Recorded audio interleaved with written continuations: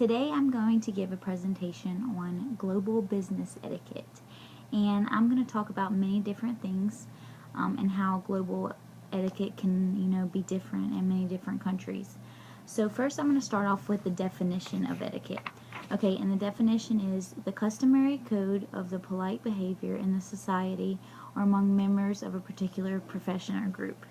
Okay, and that's kind of a complicated definition, but it basically just means, how people act around the people from their country, or how people act, when they're meeting other people from a different country, or they're even interacting with each other. So first off, I'm going to just kind of talk about how, it can be very different in different countries. So we're going to start off with Brazil. So if you're invited to dinner at someone's house in Brazil, you're supposed to arrive at least 30 minutes late, which is very different from the U.S. You're supposed to arrive pretty much on time. And you arrive up to an hour late if it's for a big party or a large group. A lot of times men shake hands as a greeting, and women usually greet each other by kissing each other on the cheek. And hugging and backslapping are very common in Brazil.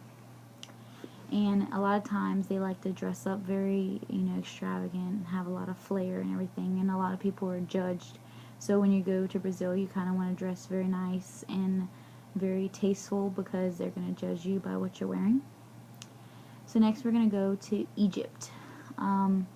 Egypt's a little bit different. If you're invited to someone's house, you normally remove your shoes before you enter the house, and a lot of times you have to dress very well and very conservative, because it's not as flair and flavorful as in Brazil. So, and it's very important. The appearance is very important to Egyptians. In greetings between men and women, it's usually the same. If a woman and man are greeting each other, the woman is usually supposed to extend her hand first, and then the man is supposed to shake their hand. But if the woman doesn't extend her hand first, he is supposed to bow down before her. And handshakes are kind of limp. I know in the U.S. a lot of times things are very, standard and strong and everything like that. So next we're going to move on to Hong Kong. If you're invited to someone's house in Hong Kong for dinner, you have to wait to be told to be seated. And there's usually a seating plan, so they usually want you to sit in a particular place. And you're never supposed to eat the last piece of food off of a serving tray. And usually it's served like on a round thing that kind of like rotates and everything. And just pick your food off and put it on your plate. You don't have a particular plate for yourself like in the U.S. Burping is considered a compliment, whereas in the U.S. it's kind of rude. So that's very different. In Hong Kong, the Chinese handshake is very light. It's not aggressive or anything like that. And a lot of times they'll look away from you to show you a sign of respect. So that's pretty cool. A lot of times Chinese people have many different names. So when greeting someone in China while doing business, you're supposed to greet them either by their title or their surname. So now we're going to move on to France. France, if you're invited over to dinner in France, you're supposed to arrive on time, which is a lot like the U.S. And usually 10 minutes is usually the max on being late. And yeah, if you're going to be 10 minutes late, you definitely have to call and telephone them and tell them why you're going to be late, so it's not rude or anything like that.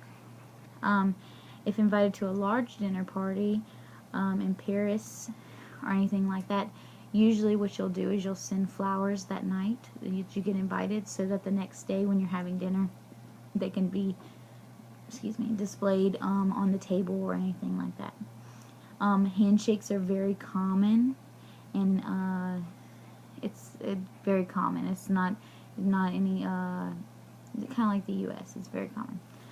Friends may greet each other by like kiss on the cheek or anything like that. First names are very restricted to family and close friends, so you usually have to be invited to use first names. So now I'm going to talk about just, it's funny, a lot of times when we're talking about business etiquette or global etiquette, we don't talk about our own country, so I decided I was going to talk about the U.S. This is what I found on a website about us. Some things are right, some things not so much. So, living in the U.S., you kind of pick up on these things. So, some things I found is it's not unusual for a social event, to be in someone's backyard, like a backyard barbecue or something like that, and that's true. A lot of times our get-togethers are very informal and stuff like that. We like for people to arrive on time. Usually about 10 minutes is the max for being late. And for like parties and stuff, it's okay to arrive like 30 minutes late. And I agree with that. It's probably about that's probably right. Greetings are usually casual. Usually a handshake or something like that. And a smile or hello is, considered a greeting. You don't always have to shake someone's hand. And when doing business, I would definitely recommend a handshake or anything like that.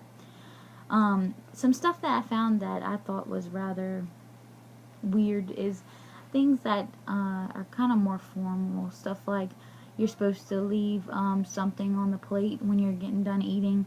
And I don't really believe that. I mean, a lot of times if someone were to leave something on their plate after I cook something, I would be like, oh, did you not like it, or something like that. But I'm going to just kind of wrap things up. In conclusion, it doesn't really matter where you're going, what country or anything like that. It's very important to know the etiquette in that country because, a lot of times people, respect you for knowing the etiquette. I believe